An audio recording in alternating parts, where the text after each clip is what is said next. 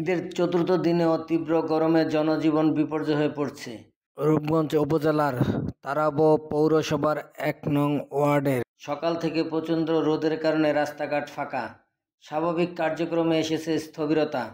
বিশেষ করে খেটে খাওয়া শ্রমজীবী মানুষ, শিশু ও বৃদ্ধরা চরম দুর্ভোগের মধ্যে দিন কাটাচ্ছেন। কেউ কেউ কাজ ছেড়ে ছায়া খুঁজে বসে আছেন। অনেকের মুখেই শোনা গেল, না খেয়ে থাকলেও এই রোদের মধ্যে কাজ করা অসম্ভব হয়ে গেছে। এই গরমের মাঝে হাফর হয়ে গেছি গা, আয়া বলছি বাইতে এক সমস্যা খাইয়া হইছি, গরু বেমাই যাচ্ছে, কি করবো, আবার জিরাই আবার গেলাম গাছ কাটা, অস্থির হয়ে যায় শরীর গরমে।